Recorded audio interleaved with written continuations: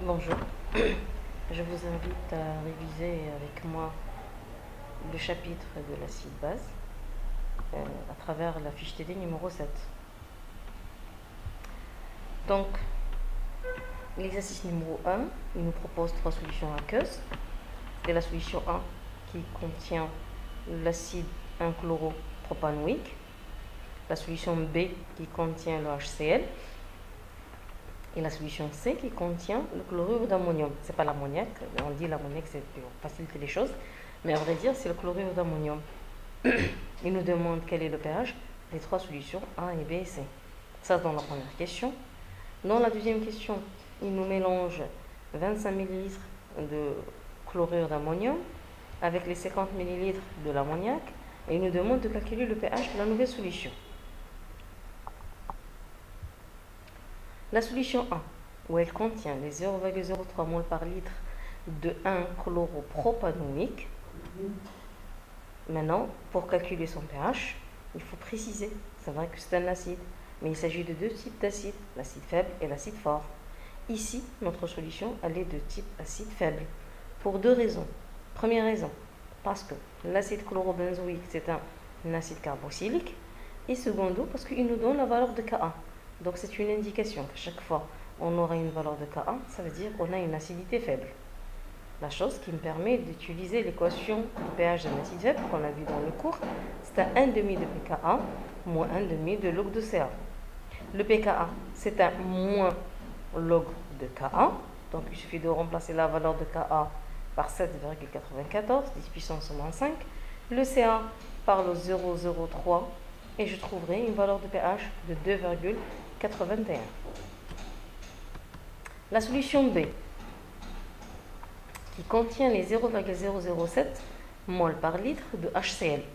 Par contre ici, le HCl c'est un acide fort. On n'a pas d'indication sur le Ka, etc. Et c'est connu que c'est un acide fort. Donc l'équation de pH d'un acide fort, c'est le moins log de Ca.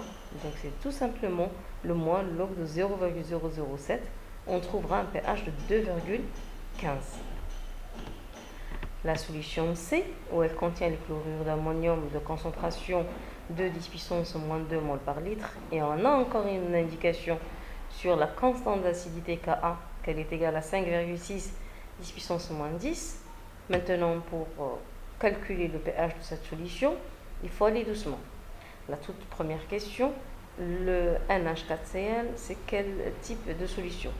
Tout d'abord, c'est un sel. Mais du moment qu'on est dans le cadre des acides et des bases, on a besoin de connaître s'il est acide ou il est basique.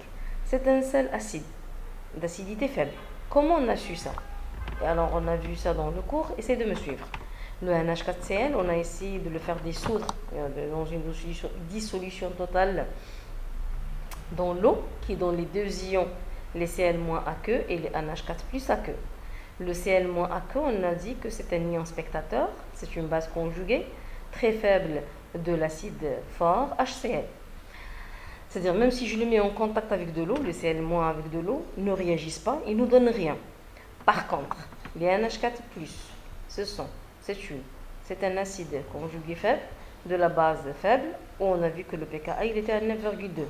Ce NH4+, si je le mets en contact avec de l'eau, il va me donner les NH3 et les H3+. Ça veut dire qu'il va réagir, il va donner une acidité. Le NH4+, il donne les H3+. Et donc, le pH du sel NH4Cl revient au calcul de pH de NH4+, revient au calcul de pH d'un acide faible. Donc, le sel, ça peut être un acide, ça peut être une base, mais acidité faible ou bien basicité faible. Dans ce cas-là, notre sel, il est acide faible. Mon pH, c'est 1,5 de pKa moins 1,5 de log de C. Le C ici, c'est le NH4+. Dans le cours, on a vu on a trouvé ça grâce aux approximations qu'on a vues.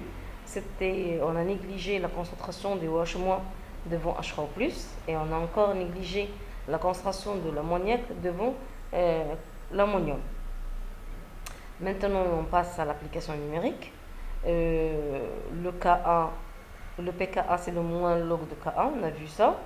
Et le Ca, c'est la concentration de 2 10 puissance moins 2. C'est la même chose. Et on trouvera un pH qui est égal à 3,77.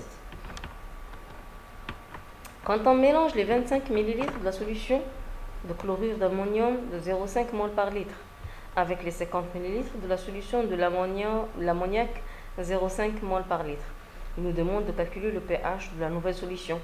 Et il nous précise que c'est une solution tampon. Il nous dit ça. Donc il nous facilite les choses. Maintenant, on veut confirmer. Le NH3, c'est une base faible. Le NH4+, c'est son acide conjugué. Le mélange entre ces deux choses-là, ça donne une solution tampon. Donc il suffit d'appliquer le pH de tampon, qui est égal d'une manière générale pKa plus log de la forme basique sur la forme acide. Dans ce cas, mon pH tampon est égal à moins log de 5,6 10 puissance moins 10, même si on n'a pas la valeur dans cette question, mais c'est une information, ça ne va pas changer. Donc c'est la même valeur du début de l'exercice. Plus log de la forme basique sur la forme acide. La forme basique, donc ça concerne l'ammoniac. Donc on va multiplier les 0,5, c'est la concentration. Je la multiplie par le volume de 50. Je trouverai un nombre de moles. D'accord? Et je le divise par les informations concernant l'acide. C'est le 0,5 que je le multiplie par les 25. Remarquez avec moi que j'ai utilisé le rapport de deux nombres de moles et non pas deux nombres de concentration. Mais je peux faire une chose, ce nombre de moles de l'acide, je le divise par le volume total. Le nombre de moles de la base, je le divise par le volume total. Et donc, je vais simplifier le volume total. Vers la fin, je trouverai un pH de 9,55. Je passe au deuxième exercice. Le salicylate de sodium de structure ou la formule chimique C7H5NaOH, NaO3 fois, est un analgésique et anti-inflammatoire, utilisé notamment pour soulager les douleurs d'arthrose.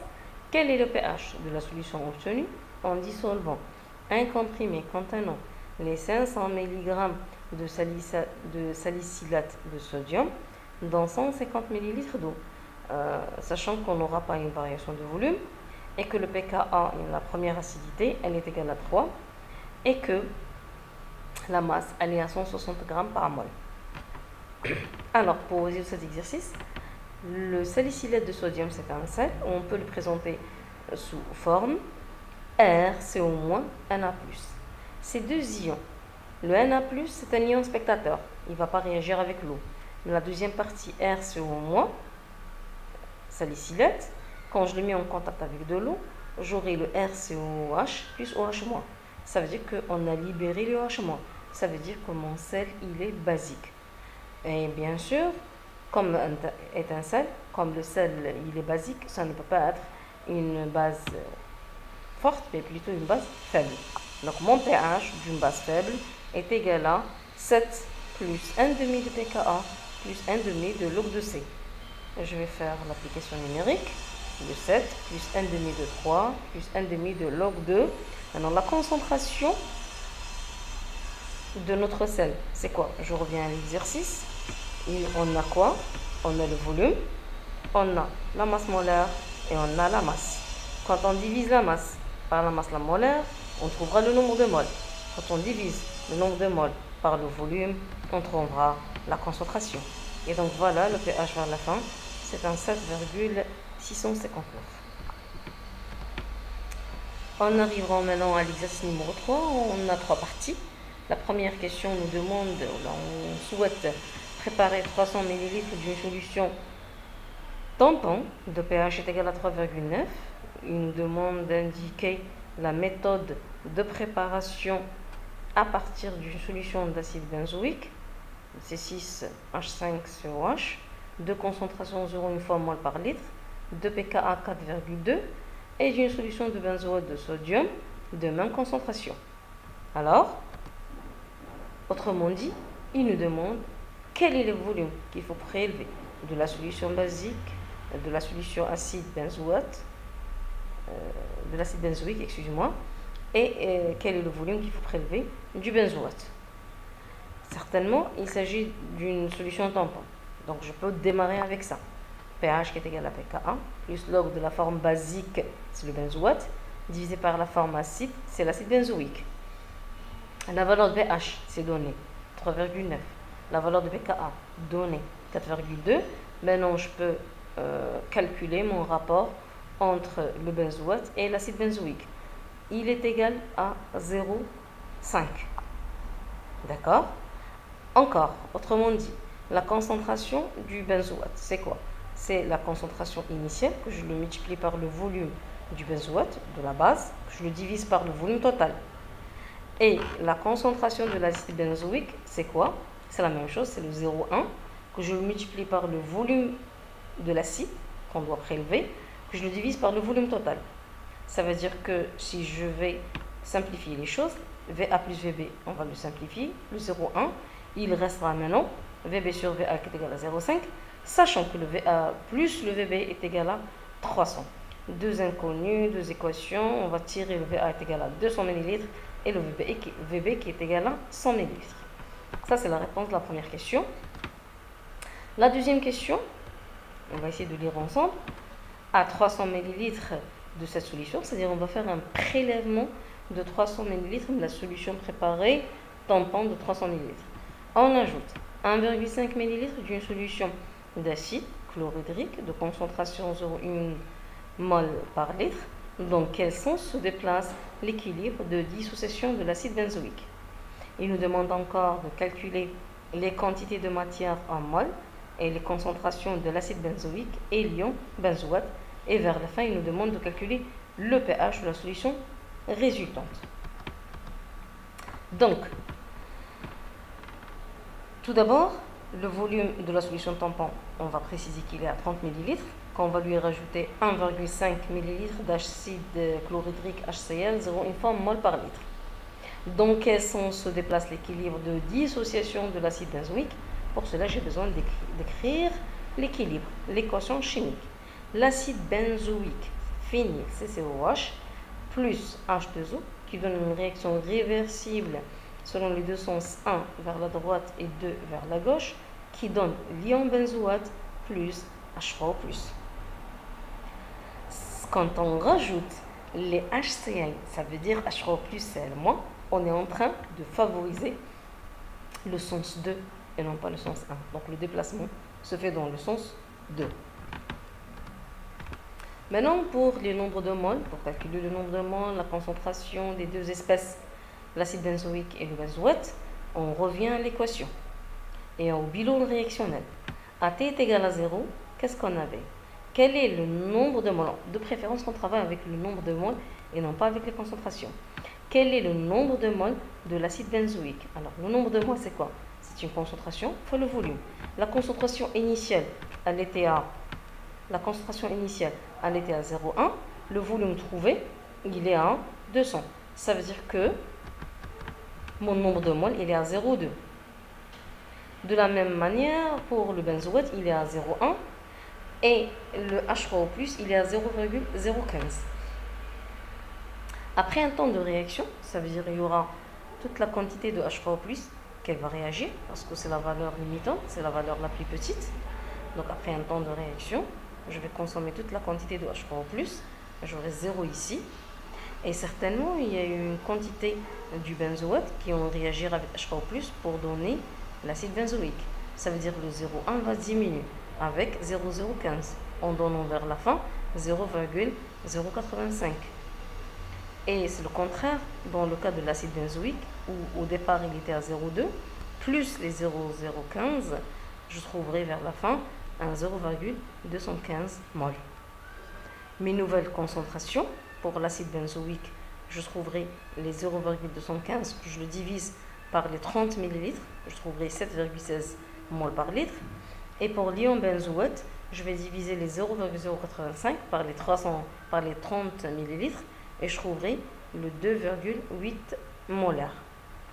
Pour le pH de la solution tampon, pour le pH de la solution résultante, c'est un pH tampon parce que j'ai réellement et toujours un mélange entre un acide faible et son sel conjugué.